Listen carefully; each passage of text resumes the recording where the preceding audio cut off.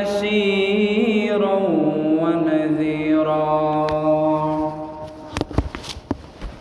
وداعيا إلى الله بإذنه وسراجا منيرا أما بعد فقد قال الله تعالى في كلامه المجيد وفي فرقان الحميد بداية شهادة بمعنى السلام شهادة يوم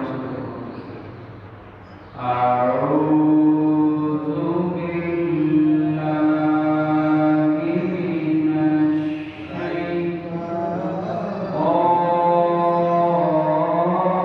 الشيطان الرجيم بسم الله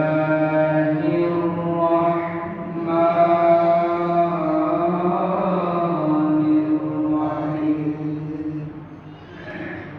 قل إن كنتم تحبون الله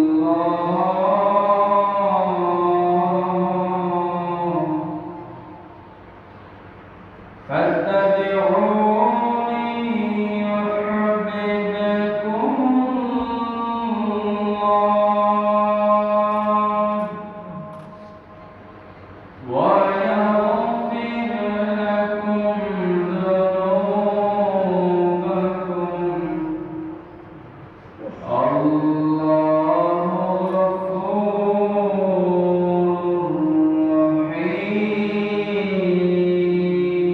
رحيم آمنت بالله صدق الله مولانا العظيم وصدق رسوله النبي الكريم ونحن على ذلك من الشاهدين والشاكرين والحمد لله رب العالمين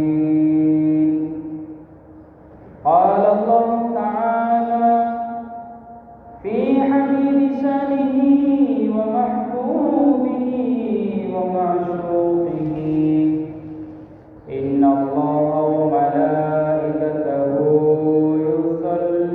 يصلون على النبي يا أيها الذين آمنوا صلوا عليه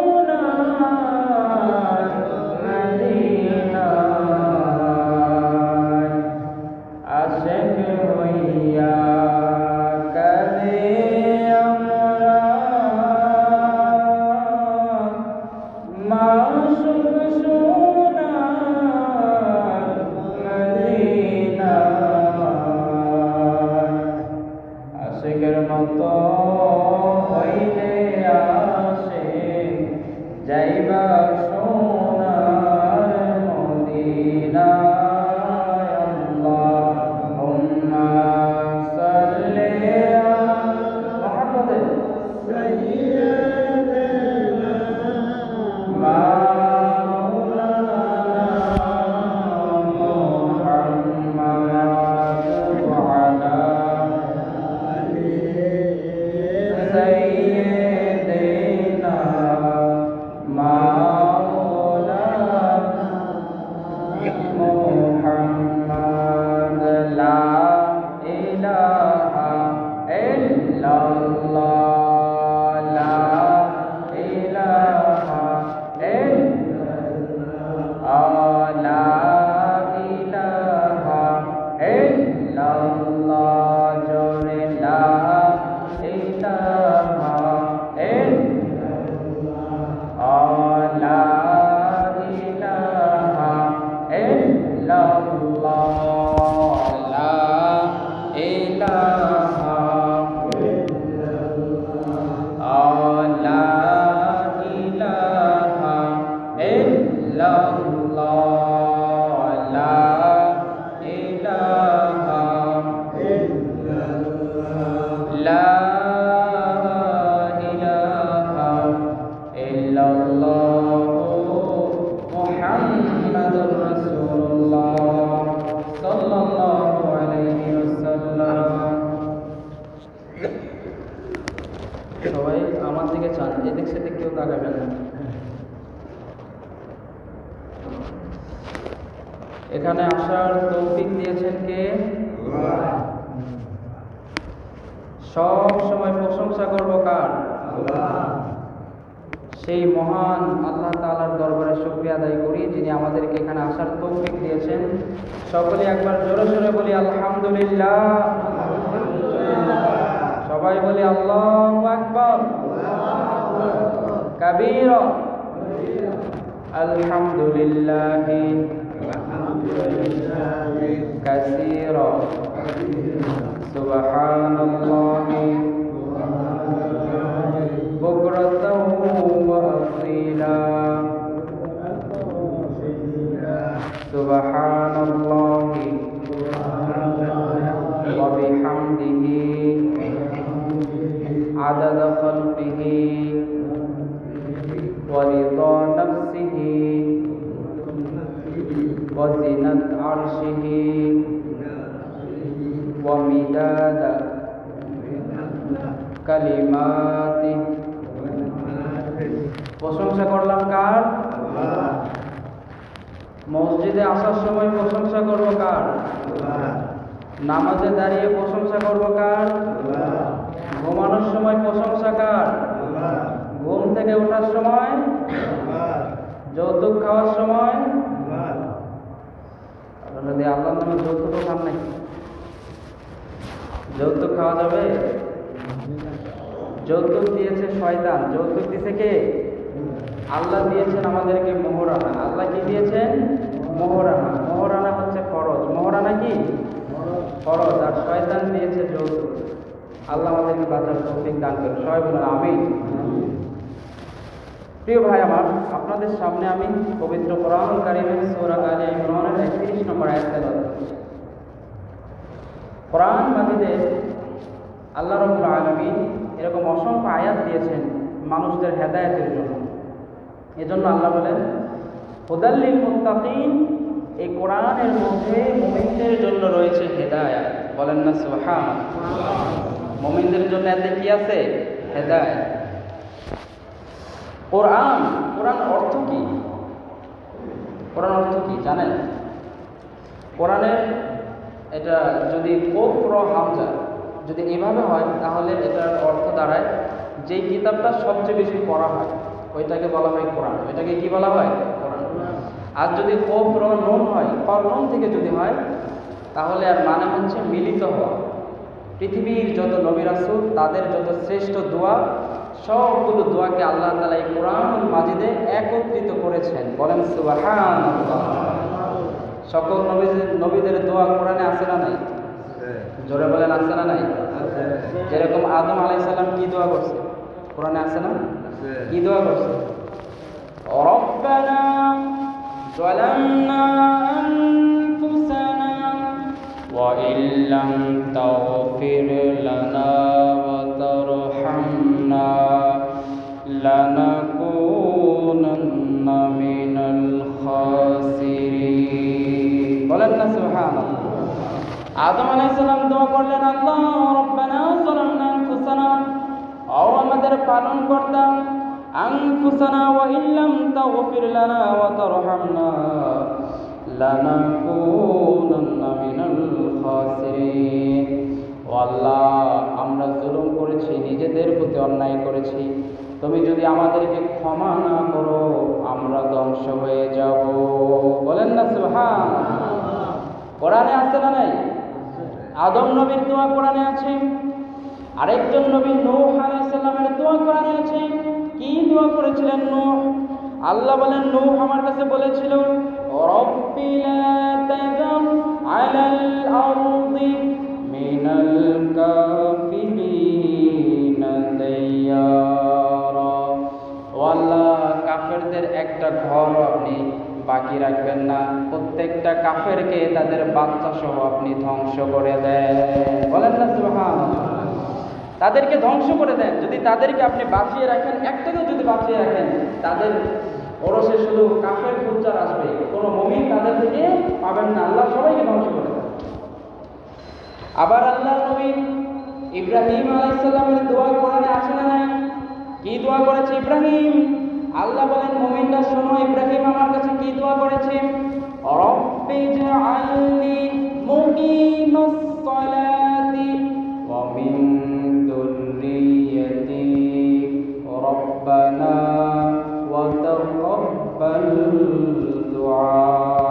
বলেন না সুবহানাল্লাহ। ইব্রাহিম দোয়া করে, আল্লাহ আমাকে, আমার পরিবারকে, আমার সন্তানদেরকে নামাজ প্রতিষ্ঠাকারী বানাও, নামাজ কায়েমকারী বানাও। বলেন না সুবহানাল্লাহ।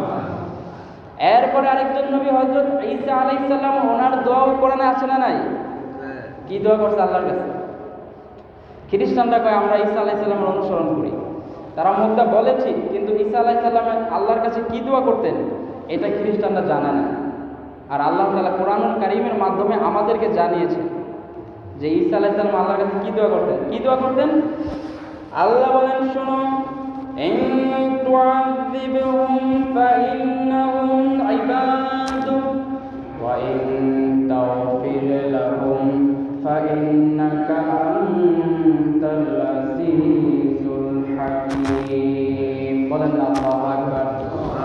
ঈসা আলাইহিস সালাম বলেন, আল্লাহ তুমি যদি আমাদেরকে আযাব দাও তাহলে আমরা ধ্বংস হয়ে যাব, আর যদি আমাদেরকে ক্ষমা করো তোমার চাইতে ক্ষমাকারী রহমান আর কেউ নাই। বলেন না সুবহানাল্লাহ। এরপরে ইউনূস আলাইহিস সালামের দোয়া আছে না নাই? ইউনূস আলাইহিস সালাম ওনার কওমের জন্য বদদোয়া করেছে। নবীরা কওমের জন্য বদদোয়া করেন ইউনূস আলাইহিস সালাম। উনি যখন আল্লাহর কাছে বদদোয়া করছেন, আল্লাহর আযাব আসা শুরু হবে, আসমান কালো হয়ে গেছে, জমি সব কিছু রেডি হয়ে গেছে আল্লাহর আযাবের জন্য। এমন সময় ইউনূস আলাইহিস সালাম, আল্লাহ এখনো বলেন নাই যে জায়গা ত্যাগ করো, আল্লাহর হুকুমের আগেই উনি চলে গেলেন। আর ওনার কওমরা তারা যখন দেখলো যে আল্লাহর আযাবের সময় হয়ে গেছে, সব কিছু অন্ধকার হয়ে গেছে, ওনারা ভয়ে সিজদা দিয়ে, এই যে সিজদা দিচ্ছে আর মাথা উঠায় না, চোখের পানি ছেড়ে দিয়ে আল্লাহর কাছে যখনই তারা কান্নাকাটি করে তওবা করলো, সবাই একসাথে ঈমান আনলো, সবাই মুসলমান হয়ে গেল। বলেন না সুবহানাল্লাহ। আল্লাহ ওনার আযাব উঠায় নিলেন। যে আযাব আসতে ছিল ইতিমধ্যে শুরু হয়ে যাবে, ওনাদের তওবার কারণে আল্লাহ মাফ করেছে। এখন নবী যেহেতু আল্লাহর হুকুম ছাড়া এই জায়গা ত্যাগ করেছে, শাস্তি আছে না নাই? ইউনূস আলাইহিস সালাম গিয়ে জাহাজে উঠলেন, জাহাজ থেকে লাফ দিয়ে এক মাছের পেটের ভিতরে চলে গেলেন। আল্লাহ বলেন, শোনো ইউনূসের ঘটনা। ওই মাছের পেটে যখন চলে গেল, 40 দিন 40 রাত, কয়দিন? 40 দিন 40 রাত ওই মাছের পেটে।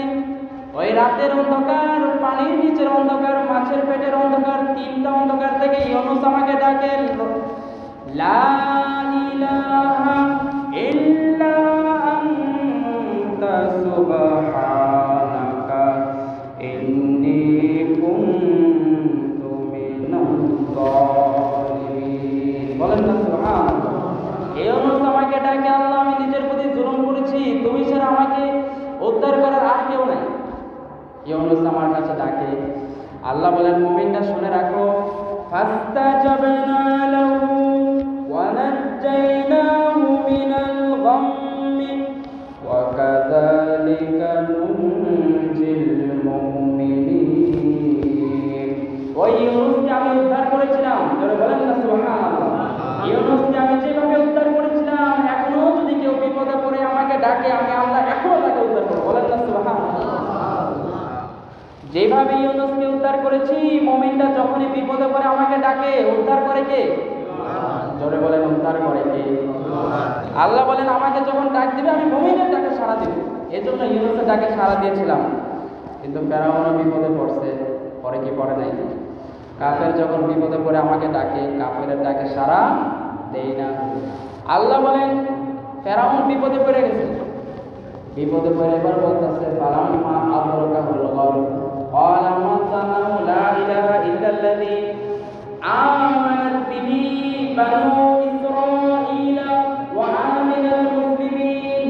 আল্লাহ বলে স্মরণ করো ওই ফেরাউনের কথা, যখন সে সমুদ্রে ডুবে যাচ্ছিল পানির মধ্যে, সে বলতেছে আমানাত বিহি বানু ইসরাঈলা ওয়া আনা মিনাল মুসলিমিন। ফেরাউন বলে আল্লাহ আমি এখন মুসলমান হয়ে গেছি। কি হয়ে গেছি? সবাই বলছে কি হয়ে গেছি? আল্লাহ এই শব্দটা কোরআনে আছে। ফেরাউন বলতেছে ইল্লাল্লাযী আমানাত বিহি বানু ইসরাঈল, আল্লাহ বনি ইসরাঈলের সাথে আমি আছি, আমি এখন মুসলমান হয়ে গেছি, আমার এখনই বাঁচা। আল্লাহ তাকে পানিতে চুবা খাইতেছে, একবার উঠে আবার ডুবে, ডুবে আর উঠে।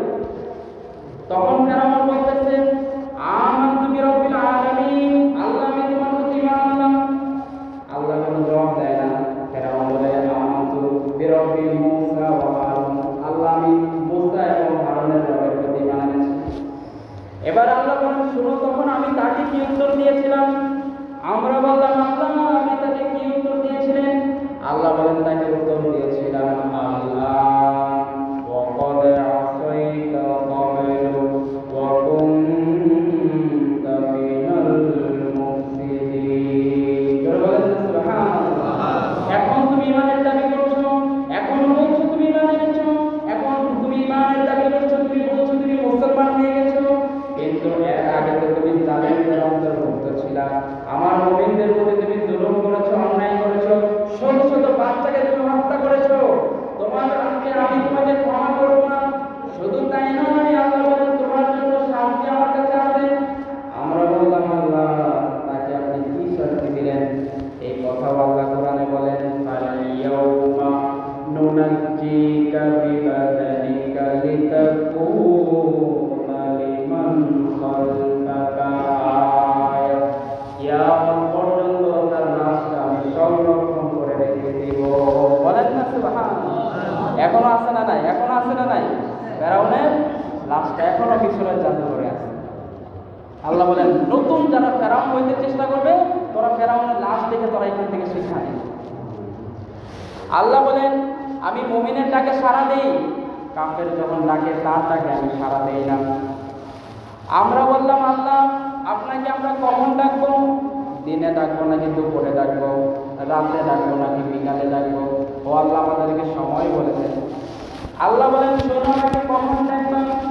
আল্লাহু লা ইলাহা ইল্লা হুয়াল হাইয়ুল কাইয়্যুম লা তাখুযুহু সিনাতুন ওয়া লা নাওম। বলেন না সুবহানাল্লাহ। আল্লাহ বলেন শুনো মানুষ তুমি ঘুমাও, তোমার জীবনে আছে তোমরা আছে, আমি আল্লাহর ঘুমও নাই, আমি আল্লাহর জীবনেও নাই। বলেন না সুবহানাল্লাহ। আল্লাহর ঘুম আছে?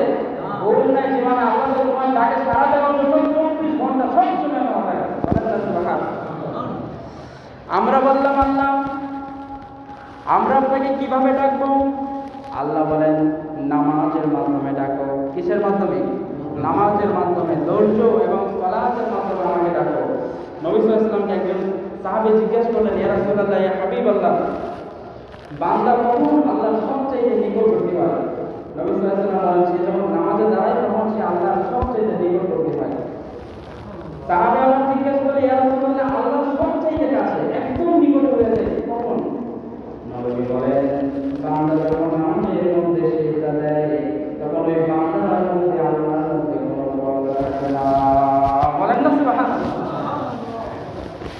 কেউ ভাই আমার আল্লাহ রাব্বুল আলামিন আমাদেরকে কত দয়া করেছেন।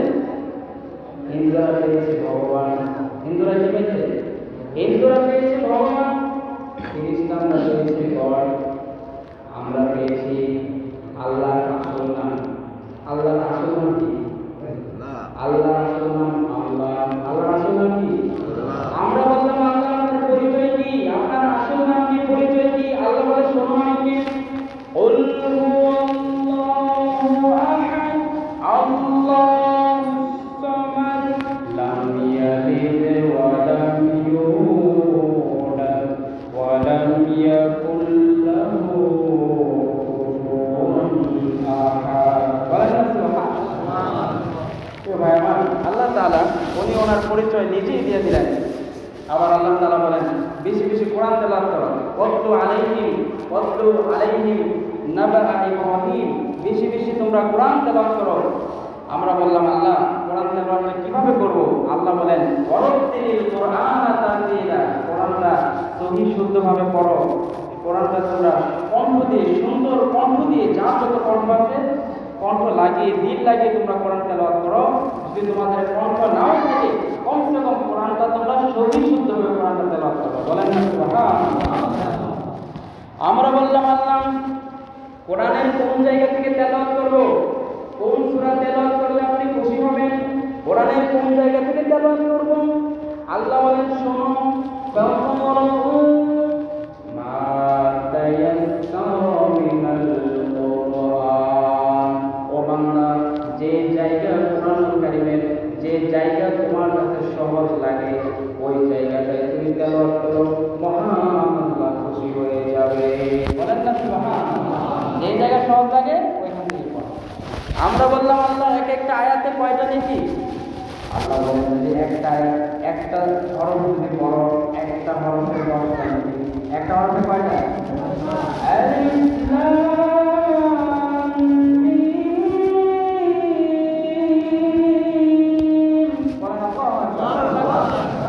তিনটা হরফে 30টা। কয়টা? 10টা আছে 30টা।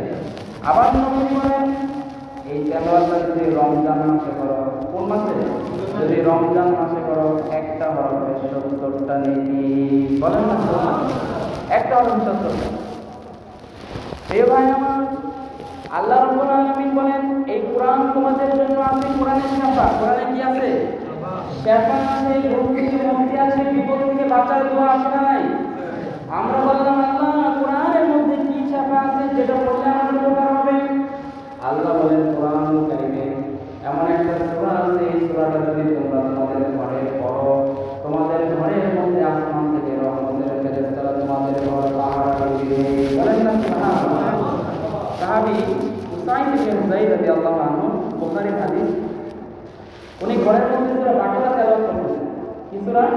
সূরাতুল বাকারা ঘরের মধ্যে তেলাওয়াত করছেন। এমন সময় উনি দেখতে পেলেন আকাশ থেকে আলো নিয়ে, আলোধারী কিছু মানুষ, তারা খুবই আলোকিত, তারা আলো নিয়ে ওনার ঘরটা পাহাড় দিতে চতুর্দিকে, এবং আসমান থেকে তারা নাজিল হয়ে গেছে ওনার ঘরের উপরে। চতুর্দিকে এই আলোধারী লোকেরা ওনার ঘরটা বেরিয়ে দিয়ে গেছে। উনি ঘর থেকে বের হলেন, বের হয়ে যখন এই আলোধারী মানুষ দেখলেন, উনি তো চিনতে পারে না, উনি ভয়ে ঘরের মধ্যে ঢুকলেন। ঢুকে ঘুমিয়ে পরের দিন নবীজি যখন ইয়া রাসূলুল্লাহ, আমি ঘরের মধ্যে সূরা বাকারা পড়ছিলাম আর এমন আলোধারী কিছু মানুষদেরকে আমি দেখলাম, আমি খুব ভয় পেয়েছি। আল্লাহর নবীজি বলেন তুমি যখন সূরা বাকারা পড়ছিলে, ওই যে আলোধারী আলোকিত যে মানুষগুলো দেখছিলে, এরা দুনিয়ার কোনো মানুষ নয়, এরা স্বয়ং আল্লাহর রহমতের ফেরেশতা। বলেন না সুবহানাল্লাহ। তুমি যদি সারা রাত সূরা বাকারা পড়তে, যদি সকাল পর্যন্ত পড়তে, এই ফেরেশতারা সারা রাত তোমার ঘরটাকে পাহারা দিত। বলেন না সুবহানাল্লাহ। আবার আমরা বললাম আল্লাহ এই সূরা বাকারা তো কোরআন শরীফের সবচেয়ে বড় সূরা, এত বড় সূরা কেমনে পড়বো আল্লাহ, এত বড় কষ্ট। আল্লাহ বলেন কোনো চিন্তা নাই, তোমাদের জন্য আমি এমন একটা সূরা লিখেছি, এই সূরাটা যদি একবার পড়ো, কোরআনুল কারীম 10 পারা 10 পারা করে 30 পারা, 3টা ভাগ করে যদি একটা ছোট্ট সূরা তোমরা পড়ো, কোরআনুল কারীমের তিন ভাগের এক ভাগের আমল, এক ভাগের সব তোমার আমল নামায় চলে যাবে। বলেন না সুবহানাল্লাহ। আবার আল্লাহ সূরাটা কি? আল্লাহ বলেন কুল হুয়াল্লাহ, সবাই বলেন কুল হুয়াল্লাহু আহাদ আল্লাহুস সামাদ লাম ইয়ালিদ ওয়া লাম ইউলাদ ওয়া লাম ইয়াকুল লাহু কুফুয়ান আহাদ। কেউ যদি তিনবার করে একটা কোরআন খতমের সওয়াব তার আমলনামায় চলে যায়। সুবহানাল্লাহ। আবার নবী বলেন এই সূরা ইখলাস কুল হুয়াল্লাহু আহাদ, এই সূরা ইখলাস যদি কেউ 10 বার করে জান্নাতে তার নামে একটা বাড়ি হয়, একটা ঘর হয়। বলেন না সুবহানাল্লাহ।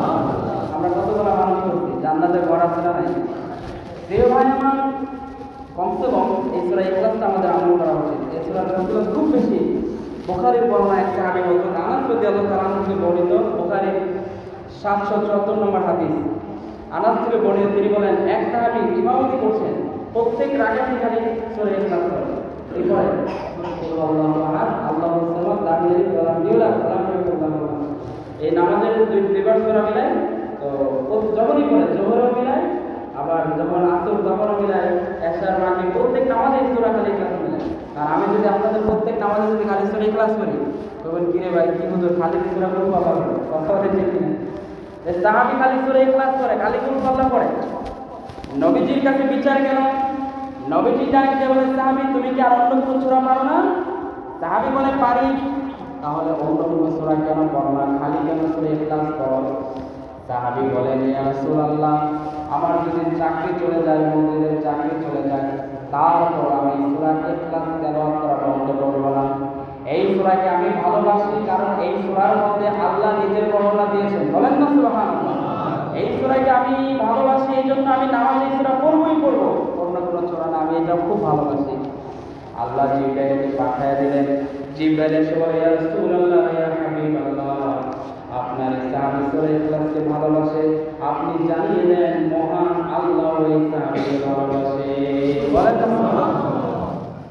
সূরা ইখলাস খুব মর্যাদার। বিশ্বনবী সাল্লাল্লাহু আলাইহি ওয়াসাল্লাম সূরা ইখলাস পড়তেন, আবার নবী সাল্লাল্লাহু আলাইহি ওয়াসাল্লাম সূরা ফাতিহা পড়তেন। কি সূরা? সূরা ফাতিহা পারেন না? আলহামদুলিল্লাহি রাব্বিল আলামিন আর রহমানির রহিম মালিকি ইয়াউমিদ্দিন ইয়্যাকা না'বুদু ওয়া ইয়্যাকা নাস্তাঈন। নবী সাল্লাল্লাহু আলাইহি ওয়াসাল্লাম ফাতিহা পড়তেন, ধীরে ধীরে পড়তেন। আল্লাহ রাসূল বলেন, যখন বান্দা নামাজের মধ্যে সূরা ফাতিহা ধীরে ধীরে পড়ে, বান্দার প্রত্যেকটা আয়াতে মহান আল্লাহ শামিল থেকে উত্তর দিতে থাকে। বলেন না সুবহানাল্লাহ। তার প্রত্যেকটা আয়াতে আল্লাহ তাআলা ওইখান থেকে উত্তর দিতে থাকে। প্রিয় ভাই আমার, এই সূরা ফাতিহার কথা আল্লাহ তাআলা কোরআনে কারিমে আরেকটা আয়াতে আলাদাভাবে বলছেন, ওয়া লাকাদ আতাইনাকা সাবআন মিনাল মাসানি ওয়াল কুরআনাল আযীম। সুবহানাল্লাহ। আল্লাহ বলেন 7টা আয়াত আগে দিলাম। সূরা ফাতিহার আয়াত 7টা। আয়াত কয়টা? আল্লাহ বলেন 7টা আয়াত আগে দিলাম সূরা ফাতিহা, নবী তোমার আগে দিলাম, তারপর কোরআন আগে দিলাম বললাম। বলেন না সুবহানাল্লাহ। নবীজি এই সূরাটা খুব ধীরে ধীরে পড়তেন এবং এই সূরার সাথে আল্লাহ তাআলার সাথে কথা বলে আল্লাহ তাআলা এই প্রত্যেকটা আয়াতের আল্লাহ তাআলা নিজেই জবাব দেন। প্রিয় ভাই আমার, আপনাদের সামনে আমি যে আয়াত তেলাওয়াত করেছি, কোরআনুল কারীম থেকে আল্লাহ তাআলা বলেন, কুল ইন কুনতুম তুহিব্বুনাল্লাহ ফাত্তাবিউনি ইউহিব্বুকুমুল্লাহ ওয়া ইয়াগফির লাকুম যুনুবাকুম ওয়াল্লাহু গফুরুর রাহিম। নবীকে আপনি মানুষদেরকে বলুন, ইন কুনতুম তুহিব্বুনাল্লাহ, তারা কি আল্লাহকে ভালোবাসতে চায়? আল্লাহকে ভালোবাসতে চান তো? নবীজি মানুষকে বলুন, তারা কি আল্লাহকে ভালোবাসতে চায় নাকি? যদি তারা আল্লাহকে ভালোবাসতে চায়, ফাত্তাবিউনি ইউহিব্বুকুমুল্লাহ, ফাত্তাবিউনি, তারা যেন আপনি নবীকে অনুসরণ করে। বলেন না সুবহানাল্লাহ। ফাত্তাবিউনি, তারা যেন আপনাকে অনুসরণ করে। ইউহিব্বুকুমুল্লাহ,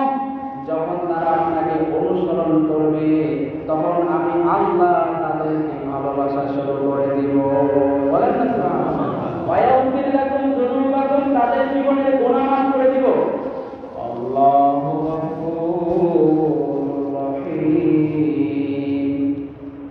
এবার আমরা জানি যে নবীজিকে আমরা আল্লাহ তাআলাকে ভালোবাসতে চাইলে নবীজিকে অনুসরণ করতে হবে। তাহলে নবীজির অনুসরণটা কিরকম? নবীজি যা বলেছেন তা করতে হবে, যা নিষেধ করেছেন তা থেকে বিরত থাকতে হবে। এখন নবীজির অনুসরণ নাই, নবীজির অনুসরণ নাই, খালি করে নবীজির ভালোবাসা আছে না নাই? নবীজির অনুসরণ জীবনে আনে না, নবীজি যা বলেছেন সেটা করে না, খালি করে ভালোবাসা। আল্লাহ বলেছেন যদি নবীজিকে অনুসরণ করো এবং অনুসরণের পাশাপাশি ভালোবাসা থাকলে মানুষ অনুসরণ করে। কথা বলেন ঠিক কিনা? যদি নবীজিকে অনুসরণ করো ইউহিব্বুকুমুল্লাহ, আল্লাহ তোমাদেরকে ভালোবাসবেন। বলেন না সুবহানাল্লাহ। দুইটা উদাহরণ দিয়ে আমি আলোচনা শেষ করব, সময় কম, শর্টকাটে দিয়ে দিই। নবীজির দুইজন চাচা, একজন আবু তালেব আরেকজন হামজা রাদিয়াল্লাহু আনহু। আবু তালেব নবীজির আপন চাচা, নবীজিকে কোলে পিঠে মানুষ করেছেন, কখনো বুকে নিয়েছেন, কখনো কাঁধে নিয়েছেন, নবীজির হাতে পায়ে, নবীজির প্রত্যেকটা জায়গায় সে চুমা দিয়েছেন, নবীজিকে লালন করেছেন। এই আবু তালেব যখন মৃত্যুর সময় চলে আসলো, বুখারীর বর্ণনা, আল্লাহ নবী সাল্লাল্লাহু আলাইহি ওয়াসাল্লাম কে বলেন, ইয়া আম্মি আবু তালেব কুল লা ইলাহা ইল্লাল্লাহ হাজ্জুল লাকা ইনদাল্লাহি ইয়াওমাল কিয়ামাহ। বুখারী। এই চাচা, আপনি আমার কানে কানে শুধু বলেন লা ইলাহা ইল্লাল্লাহ, লা ইলাহা ইল্লাল্লাহ, শুধু আমার কানে কানে বলেন। আপনি মুহাম্মদুর রাসূলুল্লাহ এটা বলার দরকার নাই, শুধু কানে কানে বলেন লা ইলাহা ইল্লাল্লাহ হাজ্জুল লাকা ইনদাল্লাহি ইয়াওমাল কিয়ামাহ। এর সাক্ষী যদি দেন কিয়ামতের দিন আল্লাহর সাথে ঝগড়া করে হলো আপনাকে আমি জান্নাতে নিয়ে যাব। বলেন না সুবহানাল্লাহ। পাশেই দাঁড়িয়ে ছিল আবু জাহেল, কাটা দাঁড়ায় গেছে। ইসলামের তো খুব বন্ধু নাকি? ইসলামের চরম শত্রু আবু জাহেল দাঁড়ায় গেছে। নেতা, সারা জীবন বাপদাদার ধর্ম মানছো, এমনকি তোমার বাপদাদার ধর্ম মানবা? তোমার মানুষ ভিড় করবো, কাপুরুষ করবো, তুমি কি করবা নাকি? এই কালিমাটা করবো না। আবু তালেব বলে, ভাতিজা তোমাকে আমি লালন করেছি, কোলে পিঠে মানুষ করেছি, তোমাকে আমি অনেক ভালোবাসি, কিন্তু ভাতিজা এই লা ইলাহা ইল্লাল্লাহ এই কালিমাটা আমি পড়তে পারবো না। জোরে বলেন না নাউযুবিল্লাহ। এই কালিমাটা আমি পড়তে পারবো না। নবীজিকে না করে দিলেন, আর সাথে সাথে মারা গেল। যেহেতু নবীজিকে লালন পালন করেছি, অনেক ভালোবেসেছি, নবীজি তার জন্য কান্না করতেছেন, চোখের পানি ছেড়ে দিয়ে কাঁদতে কাঁদতে নবীজির দাড়ি মোবারক ভিজে গেছে। এমন সময় আল্লাহ তাআলা কোরআন কারীম আয়াত নাযিল করেছেন, নবী হে ইন্নাকা লা তাহদি মান আহবাবতা ওয়ালাকিন্নাল্লাহা ইয়াহদি মান ইয়াশা। নবী হে আপনি কেন টেনশন করেন, কেন কান্নাকাটি করেন? হেদায়েতের মালিক তো আপনি না, হেদায়েতের মালিক আমি আল্লাহ। জোরে বলেন সুবহানাল্লাহ। হেদায়েতের মালিক আমি আল্লাহ, আপনি তো হেদায়েতের মালিক না, আপনি তো যাকে চান তাকে হেদায়েত দিতে পারবেন না। নবী হে আপনি কেন কান্না করছেন, কান্না বন্ধ করেন। নবীজি তারপরও চোখের পানি যায় না, কারণ লালন পালন করেছে, অনেক কষ্ট করেছে। যতদিন এই আবু তালেব বেঁচে ছিল, নবীজির গায়ে কেউ একটা ফুলের টোকা দিতে পারে, কাছেও আসতে পারে না, ভালোবাসা ছিল ভরপুর। নবীজির চোখের পানি ছেড়ে দিয়ে কবরের সামনে দাঁড়ায় কাঁদতেছেন। এমন সময় জিবরাইল আবার এসেছে। আল্লাহ কোরআনে আবার আরেকটা আয়াত নাযিল করেছে, সূরা তাওবার 113 নম্বর আয়াত, মা কানা লিন-নাবিয়্যি ওয়াল্লাযীনা আমানু আইয়াস্তাগফিরু লিল-মুশরিকিনা ওয়ালাউ কানু উলি কুরবা মিন বা'দি মা তাবায়্যানা লাহুম আন্নাহুম আসহাবুল জাহিম। সুবহানাল্লাহ।